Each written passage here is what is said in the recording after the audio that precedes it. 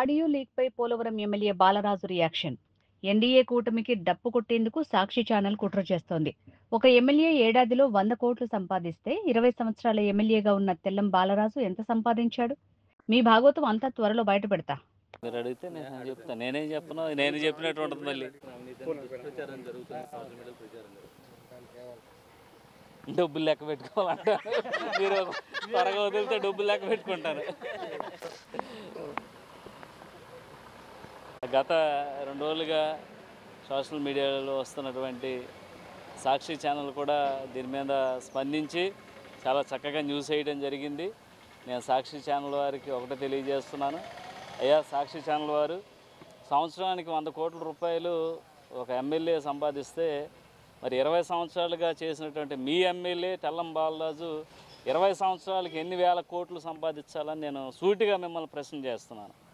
ఈరోజు ఏదో మాటల్లో మాట మాట్లాడుకునేటువంటి ఒక సంభాషణ తీసుకొచ్చి సోషల్ మీడియాలో పెట్టి సునకానందం పొందుతున్నటువంటి ఏదైతే సాక్షి ఛానల్ వారికి నేను తెలియజేస్తున్నాను, రేపు మేము కూడా అధికారంలో ఉన్నాం.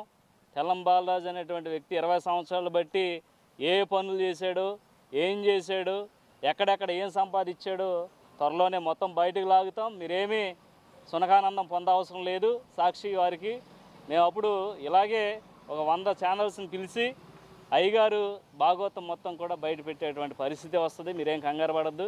అలాగే ఈరోజు ఎన్డీఏ కూటమిని దెబ్బ కొట్టడానికి, అలాగే ఇక్కడ ఉన్నటువంటి పరిస్థితులను ఇంకా అంటే నాయకుల్లో ఒక అసహనాన్ని తీసుకురావడానికి ఈ విధంగా సునకానందం పొందుతున్నటువంటి సోషల్ మీడియా వారికి మేము తప్పకుండా బుద్ధి చెప్తాం. అలాగే అధిష్టానానికి కూడా ఇది మెసేజ్ పాస్ చేయడం జరిగింది. సంవత్సర కాలం నుంచి కూడా ఏం చేయకూడదు, ఒక ఏజెన్సీ ప్రాంతంలో ఎన్నడూ లేని విధంగా భయంకరమైనటువంటి అనేక సంఘటనలు జరుగుతున్నాయనే యూట్యూబ్ ఛానల్ వారు ప్రచురిస్తే దానికి కూడా గట్టిగా సమాధానం చెప్పి వారిని కూడా జైల్లో కూర్చోబెట్టే పరిస్థితి తీసుకొచ్చాం.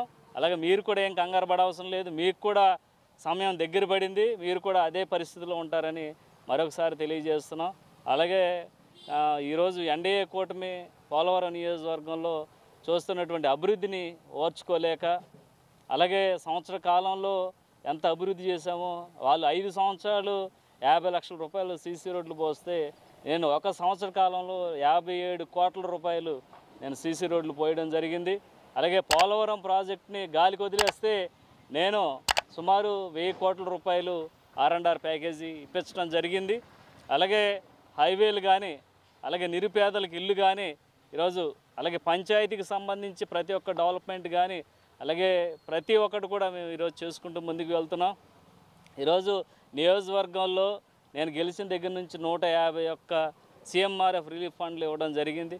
ఇలాంటివన్నీ కూడా ప్రజలకు చేరువవుతున్నాం, ప్రజలకు మంచి చేస్తున్నాం, ప్రజలకు దగ్గర అవుతున్నాం అనేటువంటి ఒక ఆలోచనతో ఈరోజు సోషల్ మీడియాలో అసభ్యంగా మాట్లాడుతూ, అలాగే ఏదో ఎవరో మాట్లాడినటువంటి మాటల్ని పోస్ట్ చేసి సునకానందం పొందుతున్నటువంటి వారికి త్వరలోనే బుద్ధి చెప్తాం. అలాగే ఈరోజు ఇలాంటి ఏవో న్యూస్లు వచ్చినాయని మేమేమో భయపడే పరిస్థితి ఉండదు. ఇలాంటి తాకటాకు చప్పుళ్ళకి ఇక్కడ పోలవరం ఎమ్మెల్యే, జనసేన ఎమ్మెల్యే భయపడే ప్రసక్తి ఉండదని మరొకసారి తెలియజేస్తూ, తప్పకుండా వీటన్నిటికి కూడా పునిస్టాప్ అనేది పడద్ది. తప్పకుండా వీరందరికీ కూడా బుద్ధి చెప్పేటువంటి కార్యక్రమం కూడా వస్తుందని మేము మరొకసారి తెలియజేస్తూ సెలవు.